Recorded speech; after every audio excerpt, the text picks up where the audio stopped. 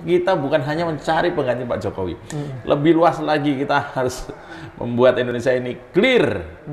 Tidak boleh terjadi apa yang terjadi di Timur Tengah itu terjadi di Indonesia saat ini. Kita sudah melihat ya, ada bendera lain selain bendera Indonesia. Ini sudah alert, sudah warning buat kita. Ini udah bendera kuning.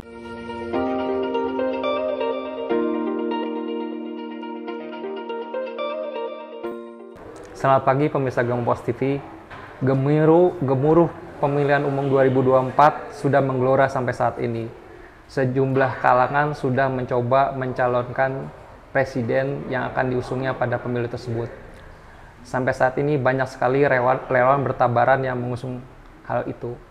Hari ini kita bersama dengan Ganjaris pengen tahu seberapa jauh kiprah mereka tentang hal itu, apa sih pandangan mereka, dan bagaimana mereka mengusung calonnya ke depan. Saat ini kita bersama dengan Mas Marjo Prey sebagai Ketua Umum Ganjaris. Selamat pagi Mas Marjo. Selamat pagi, panggil aja saya Jo. Selamat pagi Mas Jo. Iya. Mas Jo ini tidak sendiri, rupanya didamping oleh Wakil Ketua Umum Ganjaris yaitu Mas Budi Budiono. Mas Didi. Mas Didi Budiono. Didi Budiono. Wakil Didi Ketua Umum dari Ganjaris. Selamat pagi Mas. Pagi. Mas, mungkin pemirsa pengen tahu sebenarnya asal muasal Ganjar itu seperti apa sih Mas? Mungkin berangkat dari mana, terus kenapa harus ada Ganjaris? Mungkin dari situ dulu Mas, baru kita nanti melebar kemana-mana Mas. Iya, Ganjaris hadir itu karena kita melihat situasi politik itu tidak ideal menurut kami. Ya. Maksudnya tidak ideal itu begini, ketika kita memasuki tahun politik dan kita lihat figur-figurnya itu misalnya sudah clear soal nasionalismenya, clear soal anti radikalismenya, kita nggak perlu bikin relawan, nggak penting. Udah aja kita lihat, silakan partai bekerja, ketua umum kalian calonkan, kita tinggal coblos, selesai gitu. Cuman kan tidak ideal nih ya. Setidaknya menurut kami situasi ini tidak ideal. Figur yang muncul itu menurut hemat kami, penelusuran kami, kurang lebih 10-15 tahun terakhir ini, itu ada beberapa yang kami khawatirkan nasionalismenya. Kami khawatirkan keberpihakannya kepada anti radikalisme, ya, anti intoleran.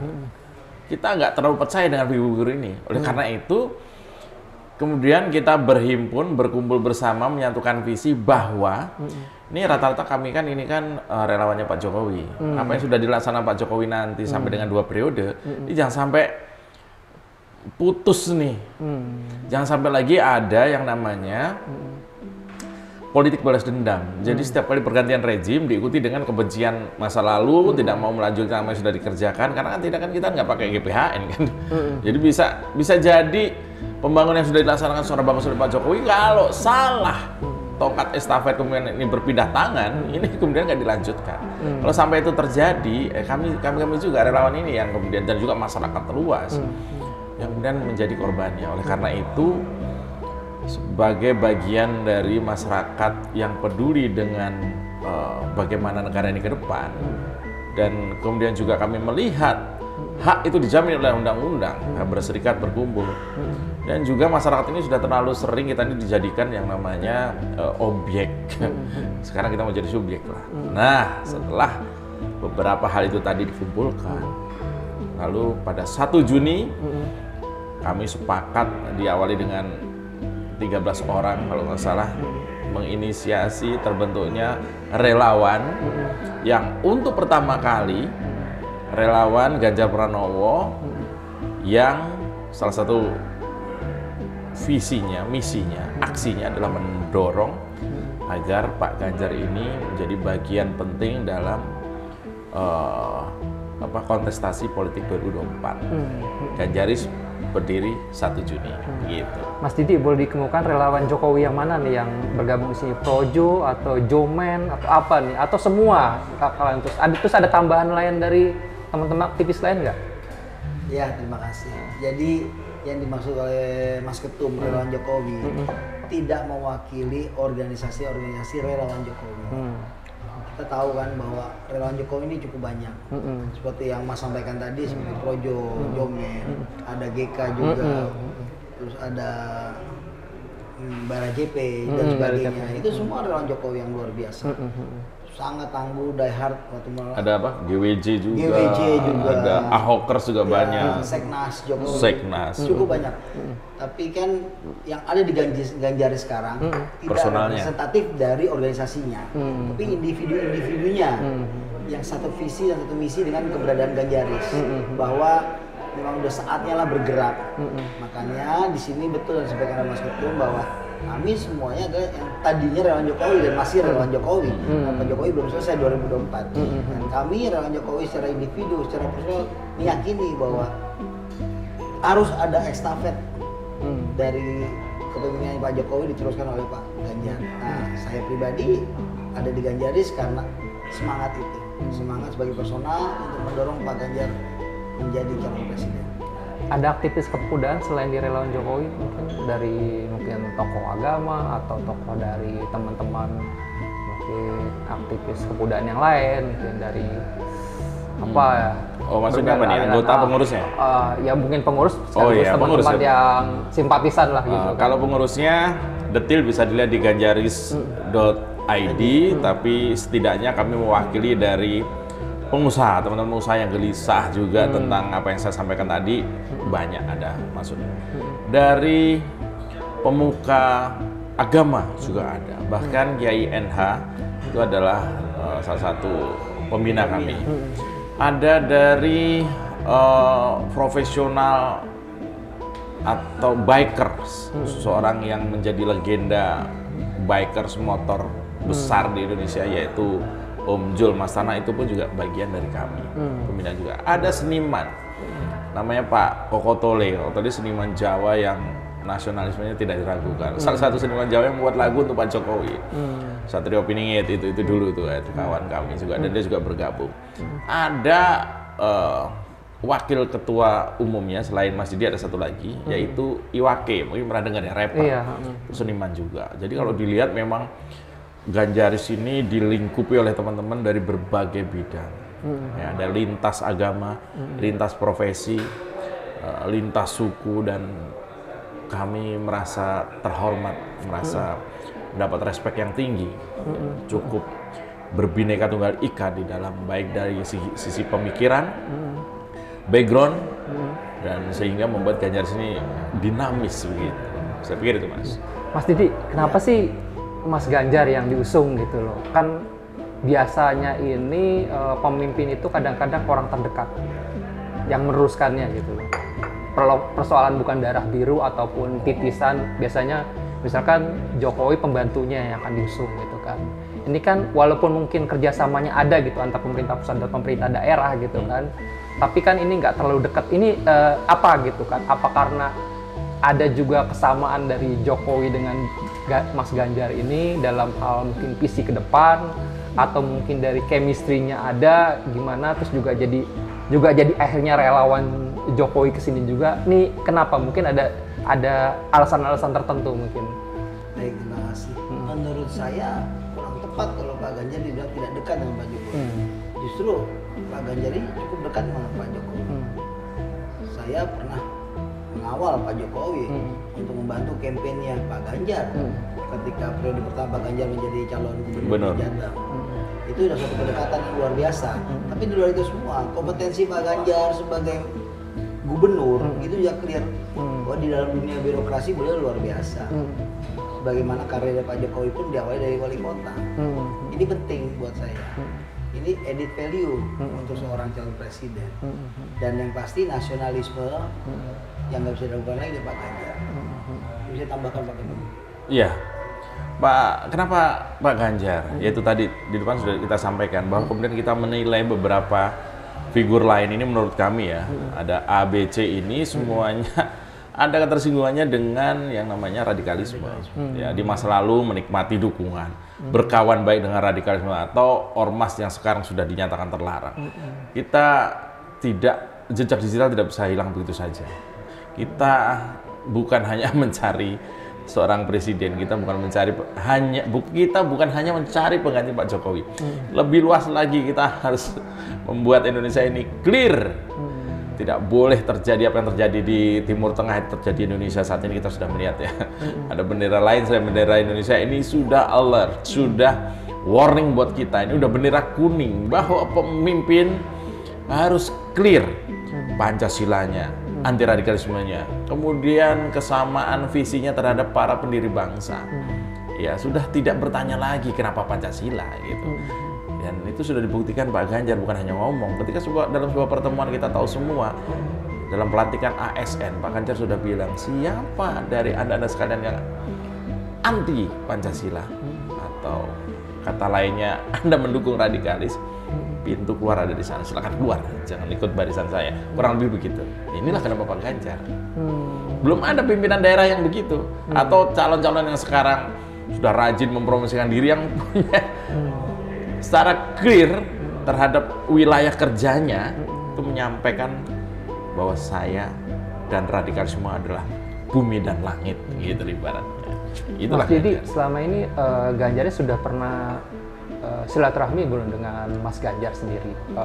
Itu yang ini. Terus apakah sudah sempat berdiskusi visi dan misi ke depan Mas Ganjar sebagai seorang pemimpin, terlepas dia mungkin di daerah, terlepas nanti mungkin jadi presiden, dan itu akhirnya disepakati bahwa visinya Mas Ganjar tuh selaras dengan teman-teman relawannya Jokowi ini. Gimana Mas? Ya sebenarnya gini, kami ada ini datangnya dari kami sendiri. Semangat kami, hati kami. Jadi Pak Ganjar tuh hanya sebatas idola kami. Dan kami Ganjaris memang meyakini bahwa Pak Ganjar adalah penerus legacy dari pembangunan Pak Jokowi. Boro-boro komunikasi, kenal juga enggak gitu. Jadi emang kita tidak pernah berkomunikasi dengan Pak Ganjar. Emang itu semangat relawan di situ, Mas. Kita tidak pernah berkomunikasi dengan Pak Ganjar. Karena ya nggak perlu. Emang kami melihat sosok beliau sebagai pemimpin bangsa ini, dan kami tidak mau negara ini jatuh ke tangan yang salah. Di situ sudah cukup buat kami untuk berjuang. Itulah relawan, Mas. Nah, Mas Marco ini kan pengakuan murni dari hati, belum pernah ketemu ya dengan Mas Ganjar gitu. Artinya sebenarnya kan kalaupun kita ngeliat dari luar butuh chemistry gitu. Gimana kita mau membangun apa ya istilahnya visi ke depan yang bersama, kita belum ketemu sehingga chemistry-nya belum bangun, barunya dari luar nih gimana udah merasa cocok dan menawarkan ini ke masyarakat, ini loh pilihan nanti di 2024. Gini, saya itu ngefans sama Valentino Rossi. Kenal juga enggak. Produknya saya pakai. Ini juga pakai produknya yang dipromosikan oleh Valentino Rossi. Kita pakai. Karena apa? Kita trust, kita suka, cocok, itu aja. Enggak pernah datang ke rumah juga, apalagi tahu nomor WA-nya juga enggak. Pokoknya kita nge-like postingannya di IG, di apa. Itu buat kami sudah cukup. Valentino Rossi pensiun itu kalau bisa itu jangan sampai tongkat kepemimpinan Valentino Rossi jatuh ke tangan yang salah juga gitu. Nah ini maksud saya begini. Inilah namanya relawan yang organik, relawan yang benar bukan bentukan. Ada, kami lihat juga ada 1-2 kandidat yang membentuk kerelawanannya, dibentuk dengan, ya ciri-cirinya kan jelas ya. Dalam waktu seminggu sudah ada berapa kota yang tiba-tiba, nah itu jelas sekali. Kalau Ganjaris ini kan kita sudah Juni, Juli, Agustus, September, Oktober, kita 6 bulan. Kita baru ada di 108 bulan kota kabupaten, itu pun organik. Satu-satu beliau nih. Karena beliau seorang biker, jadi keliling Indonesia, datangi satu-satu, membentuk sambangi. Kita tepuk pundaknya, kita sadarkan hak politik setiap kawan yang kita jumpai dimanapun. Ya, ini namanya relawan organik. Buat kami ketemu itu nomor 271. Yang pertama adalah bahwa kemudian kita berkumpul dulu. Ini loh suara masyarakat. Pak Ganjar dengar, masyarakat lainnya juga dengar, kandidat-kandidat lain juga dengar bahwa ini ada suara masyarakat yang mendorong Pak Ganjar. Jadi kandidat-kandidat lain yang mau begini, dalam persepsi saya dan juga teman-teman, kedepannya tidak ada presiden dadakan, tiba-tiba ada figur yang antah berantah atau nongol, nggak ada. Meskipun dia duitnya mungkin nggak berseri, nggak, saya yakin nggak ada, bukan nggak ada, nggak berani. Kenapa? Masyarakat ini sudah, kita ini gini, Pak Jokowi itu sudah meletakkan standar sebagai presiden Indonesia itu terlalu tinggi. Pak Jokowi meletakkan standar sebagai seorang pimpinan nasional Indonesia udah terlalu tinggi. Jadi gini, kalau orang cari presiden minimal kayak Pak Jokowi, orang gitu sekarang pikirannya gitu. Minimal dia pernah jadi pejabat daerah, pimpinan daerah. Minimal dia orangnya sederhana. Gara-gara Pak Jokowi, anak-anak kecil, anak-anak saya punya cita-cita jadi presiden. Dulu kalau bukan keturunan, ya bukan keturunan beliau atau ya ningrat lah, bukan darah biru politik, mana bisa. Bukan orang Menteng, mana bisa. Jadi gara-gara Pak Jokowi itulah anak-anak Indonesia jadi optimis. Oh, gue bisa jadi presiden, dia tukang kayu aja bisa jadi presiden gitu kan. Inilah yang disebut bahwa Indonesia ini sudah mulai berubah. Udah nggak ada lagi arogansi. Bapak gue presiden, gue jadi presiden. Nggak gitu juga. Kalau nggak punya jejak, nih kita sebut merek aja ini. Contohnya misalnya siapa? AHY. Aman kan? Aman. AHY nyalonkan jadi gubernur DKI. Orang nanya, lu bisa apa? Bahasanya gitu aja, to the point kan. Orang yang pernah jadi menteri setahun aja wacak-wacakan Jakarta, apalagi ini yang belum pernah. Gitu. Sehingga pertama nggak penting ketemu Pak Ganjar, tapi bahwa beliau punya jejak yang layak diperhitungkan dalam itu pasti buat kami. Mas Didi, Siap. ada salah satu tertentu nggak bilang ya walaupun belum ketemu gitu, belum silaturahmi, belum menyamakan visi dan misi. Ada yang dititipin nggak ke Mas Ganjar misalkan gini, Mas Ganjar saya dukung, tapi saya tolong ini bisa dilaksanakan nggak? Sudah membuat seperti itu nggak term and condition-nya? Jadi dukungan bersyarat. Apa tuh kira-kira dukungan bersyaratnya? Ya tentunya tidak lah. Kalau dini hal seperti itu. Maksudnya bukan dalam jabatan ya, maksudnya dalam program atau apa gitu, sudah belum sampai sana. Kan kalau program itu bicara setelah beliau jadi presiden. Sekarang ini kita hanya mendukung beliau, mencintai beliau. Tentunya segala program beliau yang sedang beliau lakukan kita bisa pantau di media kan, di medsos dan lain. Itu kita dukung terus, dan itu yang kita angkat. Tanpa harus komunikasi dengan Pak Ganjar, kita nggak perlu arahan, nggak perlu. Kita tahu kok apa yang beliau lakukan. Nah, kita senang dengan apa yang beliau lakukan. Itu yang kita dukung. Jadi kita tidak pernah berpikir untuk hal seperti itu. Berarti Mas Jo, berarti cek kosong dong dikasih. Kenapa? Cek kosong. Bukan. Kalau kita milih tanpa persyaratan, akhirnya semua dia nanti gimana? Bahwa Ganjar mengawal kebinekaan, bahwa Ganjar clear soal nasionalismenya, kemudian nanti dia menjadi presiden. Buat kami itu sudah cek dengan tanpa nilai. Cek yang nilainya sudah tidak bisa berupa angka lagi. Ini nggak bicara angka, ini bicara tentang anak cucu kita. Saya nggak pengen ini sekarang kita usianya udah 40-an misalnya, kemudian anak juga sudah mulai kuliah. Ketika dia mau selesai kuliah, katakan 4 tahun, kemudian dia melamar kerja. Isu yang pertama ketika dia melamar kerja adalah bahwa dia harus seorang dengan agama X. Kalau di agamanya Y, mohon maaf nggak bisa. Jangan sampai itu terjadi. Sekarang ini sudah ada. Dulu belum lama kan viral seperti itu. Ketika agama menjadi faktor penentu dia kerja atau tidak. Jadi negara ini masih terjajah. Nah, ketika Pak Ganjar nanti, insya Allah dengan dukungan masyarakat luas, menjadi pimpinan nasional, kemudian hal-hal seperti itu tidak ada, bahwa Indonesia ini punya bersama. Indonesia ini seperti yang dicita-citakan oleh Bapak bangsa, bahwa harus melindungi segenap anak-anak bangsa, termasuk anak cucu kita nanti. Buat kami itu sudah luar biasa. Mas Didi, ada berapa relawan sih Ganjar itu sekarang ini, dan ada persinggungan? Maksudnya persinggungan bukan persinggungan dalam misalnya berantem, persinggungan visi dan misi atau cita-cita, atau semuanya sama ini yang relawan Ganjar dalam apa ya istilahnya keinginan bersama, terus apa yang cita-cita monggo diceritakan di kolaborasi dengan Ganjar sini, Mas. Ada berapa relawan Ganjar yang lain? Katanya banyak kan relawan Ganjar ya, katanya. Menurut saya pribadi, ketika kami mendeklarasikan keberadaan kami pada 1 Juni 2021 kemarin, saat itu saya pribadi belum pernah mendengar organ lain. Saya menganggap organ Ganjaris ini sebagai pelopor. Setelah itu bermunculan relawan-relawan lain, hampir 42, sekarang sudah lebih dari 50. Itu buat kami itu hal yang sangat membahagiakan. Artinya bukan saingan ya? Bukan, kita harus sinergi. Artinya itu sudah mewakili representatif dari rakyat yang cinta dengan Ganjar. Bendera sudah nggak penting, Ganjaris, sahabat Ganjar, sapa Ganjar, itu luar biasa buat saya. Itu bagus, sangat bagus. Sehingga sinergi semua.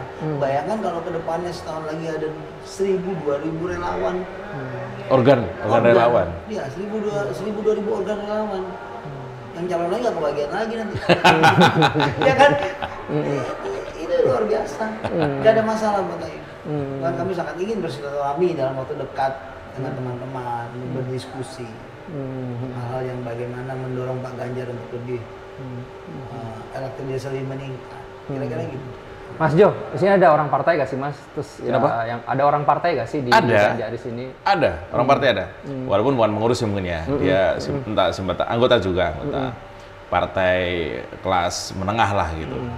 Itu punya, ya ini kan personal loh. Jadi di Ganjar, singgungan sama kebijakan partainya. Di Ganjaris ini kan membawa pribadi masing-masing, sehingga ini tidak mewakili partai. Dan mungkin saya yakin dia juga sudah izin dengan atasnya, karena memang itu tadi, bahwa kemudian tanggung jawab ke depan ini bukan milik 1-2 orang atau 1-2 golongan. Bisa siapapun bisa menentukan sikapnya, bisa bersuara di Ganjar sih tempatnya. Sehingga kalau bukan hanya orang partai, kita ada beberapa profesional muda, ada atlet, pejabat mungkin. Pejabat Ya nggak usah disebut namanya, ada iya, kan? pejabat apa? Tidak ada. Kalau pejabat maksudnya gini, pejabat dalam artian Pemerintahan gitu. ya itu kan nggak Birokrasi. belum. Kalau itu belum lah, mungkin belum. Nanti kalau sudah dium baru mungkin merapat. Karena kan beberapa sudah punya ini sendiri kan, mungkin pejabat kementerian X ya, kementerinya yang X juga mungkin gitu ya, saya nggak tahu. Ya sebagian besar ini profesional swasta ya banyak. Mas Didi, ini kan sepanjang masa di pemilihan langsung itu kan nggak ada calon yang independen, kecuali daerah ya, pilkada itu ada di daerah. Presiden nggak boleh independen ya? Maksudnya diusulkan dari calon independen. Kalau di daerah udah banyak, dan di nasional ini kayaknya sepanjangnya setahu saya belum ada gitu kan. Dan ini didukung dari partai, sedangkan Ganjaris ini kan boleh saya bilang independen lah. Tapi nggak tahu, bisa dibantah aja. Nah, gimana nih caranya ini? Apakah kemungkinan akan membawa Ganjaris sebagai calon independen walaupun beliau backgroundnya banteng merah gitu kan, atau mungkin akan menitipkan di partai, sedangkan di partainya sendiri juga mungkin sampai hari ini belum ada titik temu, walaupun memang masih lama, mungkin akan berubah. Ini nanti arahnya gimana gitu? Apakah akan dimajukan sebagai calon independen atau nanti akan mencoba dititipkan ke partai atau gimana nanti? Coba nih, Mas Didi, tambahin. Ganjaris sekali lagi adalah kelompok relawan, sangat cair dan tidak terikat oleh siapapun. Kami mengidolakan Pak Ganjar, dan sudah berhenti di situ. Karena nanti Pilpres itu adalah ranahnya partai, dan kami nggak bisa mengendrive partai, kami nggak ikut-ikut di situ. Tentunya paling keputusannya di Pak Ganjar. Pak Ganjar mau di merah, mau di kuning, mau di hijau, terserah Pak Ganjar. Kami sih manut Pak Ganjar aja. Nah, saya gitu. Samina wa ata'ana Pak Ganjar. Nah gimana Mas Parjo, ini akan dititipkan ke partai atau tetap diusahakan dari calon independen walaupun selama ini belum pernah ada kejadian gitu, kecuali di daerah dari berangkat dari calon independen usulannya? Ya, tentu kita tidak punya hak menitipkan. Pertama karena partai bukan tempat penitipan. Pertama itu. Begini, bukan. Jadi gini, salah satu poin yang membuat Ganjaris ini bangga dengan Pak Ganjar adalah ketaatan beliau ke partai. Bagaimana beliau menyikapi SOP partai terhadap pencapresan dan sebagainya. Kalau di PDI kan ada di ketua umum dan sebagainya. Dan Pak Ganjar taat itu. Buat kami ini membuat kami lebih jatuh cinta. Kenapa? Kami punya sikap. Nah, ya kan gitu. Sehingga kami merasa tenang bahwa kemudian nanti pada dinamika Pilpres itu ada partai, ada cawapres, kami tidak dalam wilayah itu. Relawan itu tidak seperti itu. Misi kami kan jelas. Yang pertama itu mengawal Pak Jokowi hingga akhir periode 2024. Kita kawal karena kami mencintai Pak Jokowi. Yang berikutnya adalah mengabarkan berita baik hasil kerja Pak Ganjar ke seluruh Indonesia, bahkan ke internasional. Kenapa? Karena dibanding kandidat lain, Pak Ganjar ini keterkenalannya baru 60%. Walaupun beberapa kali memuncaki hasil survei ya. Tapi dibanding kandidat lain itu masih ada agregat ya 30%-an. Lebih. Prabowo tuh malah 100% tadinya. Terus sekarang tinggal 97. Jadi ada yang tadinya kenal terus tiba-tiba nggak mau kenal. Ada itu. Ini bercanda, Mas. Nah, siapa? Anies juga keterkenalannya di atas 93%. Pak Ganjar itu baru 60%. Banyak di Sumatera belum. Jawa Barat pun beberapa tempat yang ini tidak terlalu kenal dengan Pak Ganjar. Tugas kami hanya itu. Menyebarkan, membuat keterkenalan Pak Ganjar meningkat. Mengenai dinamika politik itu urusan partai. Gitu, Mas. Mas Didi, walaupun menyebarkan tadi Mas Marjo bilang menyebarkan itu ke masyarakat kan ya kalau saya bilang. Ada mengenalkan ke partai gak sih, walaupun partai misalkan Golkar, walaupun mungkin baru hanya pribadi akan mengambil, tapi mungkin sudah ada mungkin omong-omong di warung kopi gak gitu loh dengan partai-partai tertentu, atau malah di PDP sekali karena memang basicnya di situ untuk ya bisa membuat suasana cair, atau mungkin di partai lain agak lebih jadi menguap gitu loh untuk memilih dia mungkin capres atau cawapres. Gimana Mas Didi sampai hari ini? Sekali lagi Mas, dengan partai itu kan levelnya dewa buat saya. Kami cuma relawan, rakyat jelata. Partai kan organisasi besar, dewa. Jadi jangankan ngomong resmi, ngomong di warung kopi aja nggak pernah kita dengar petinggi partai. Jadi ya nggak pernah terpikir sekalipun untuk itu. Pokoknya kami hanya mendorong Pak Ganjar supaya beliau menjadi kelak, insya Allah menjadi calon presiden 2024. Sebatas itu kami sebagai relawan. Nah, Mas Marjo, ini biasanya kan insya Allah kepilih gitu kan, Mas Ganjar ini.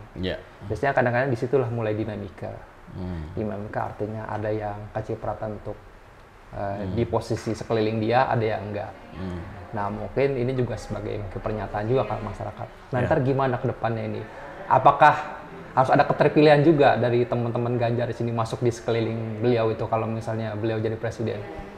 Ya harapannya kalau Pak Ganjar itu bisa naik jadi presiden, kami berdua ini minta minimal kita jadi sekjen PBB lah. Apa tuh? Persikatan Bangsa Barat, Persikatan Bapak-Bapak atau Partai Bulan Bintang?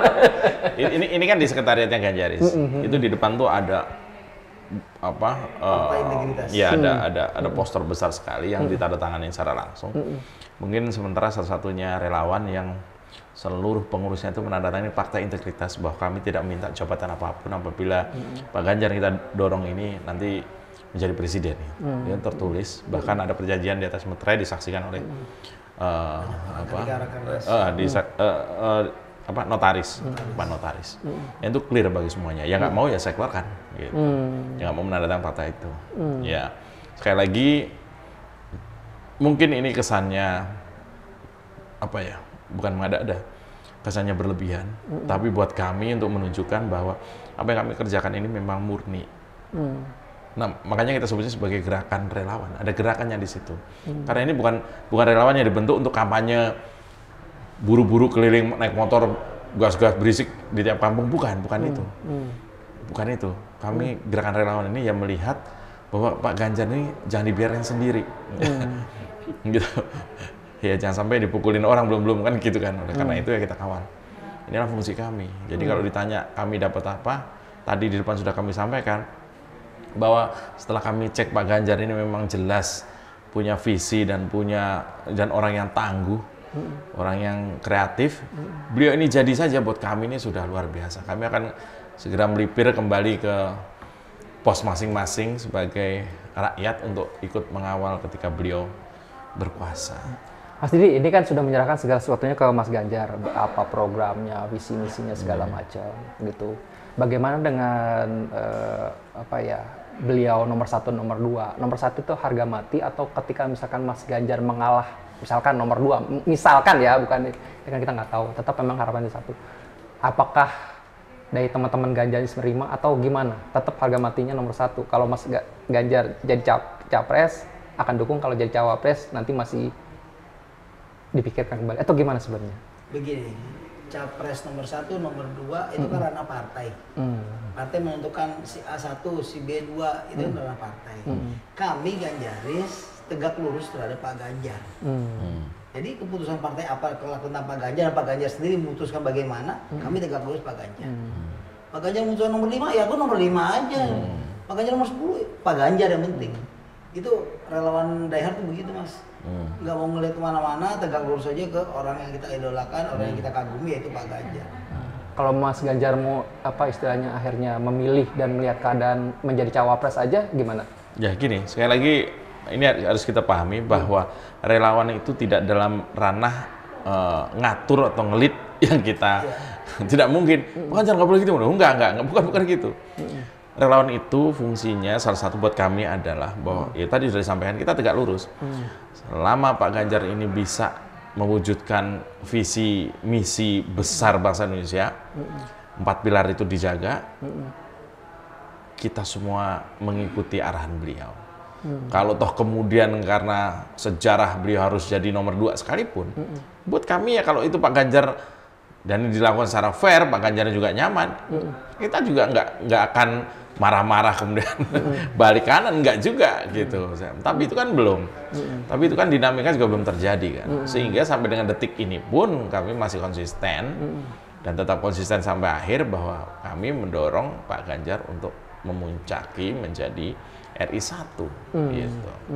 Begitu kurang lebih begitu. Kalau kemarin mungkin ada candaan ketika saya di DPR itu bersama Bang Nurdin Halid bahwa Golkar membuka pintu lebar apabila Pak Ganjar tidak dapat diterima di rumahnya dalam kurung partainya, itu adalah kelakar politik, jadi nggak usah terlalu dibuat pusing juga.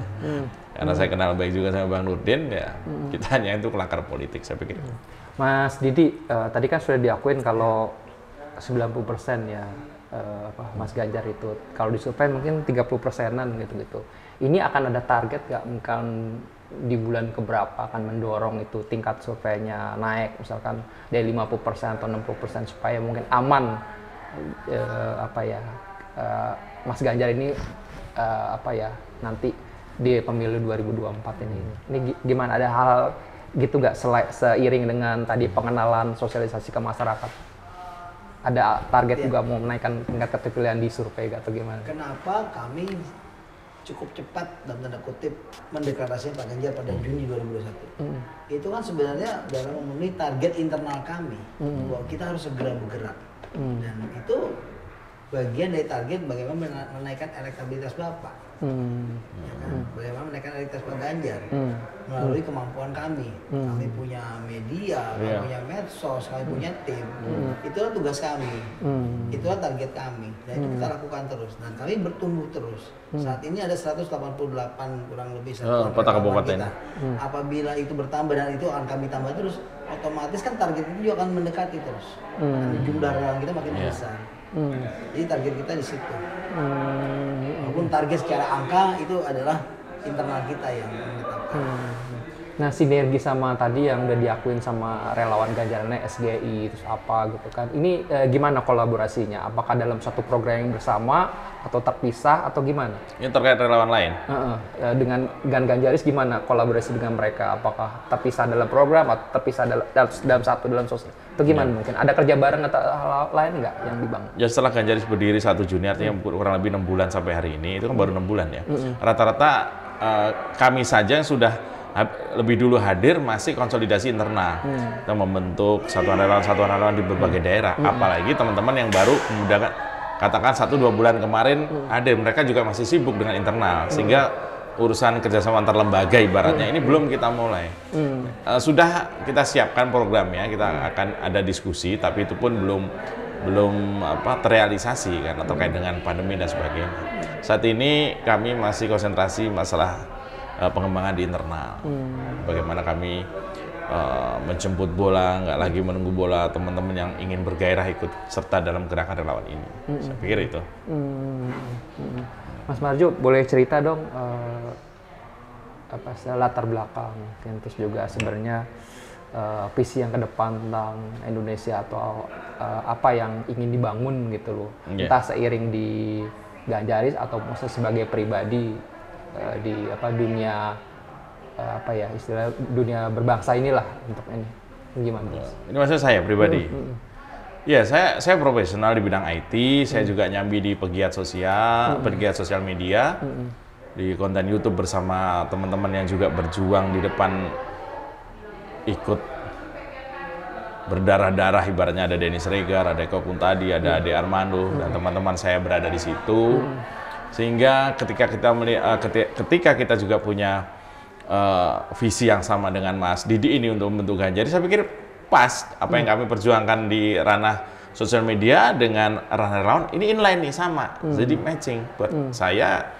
Ini sebuah blessing buat saya, dan saya respect dengan Mas Didi dan teman-teman yang kemudian bersama-sama kita membentuk Ganjaris ini, sehingga kalau kita nggak mulai seperti ini ya akan kejadian tuh Taliban, Afghanistan.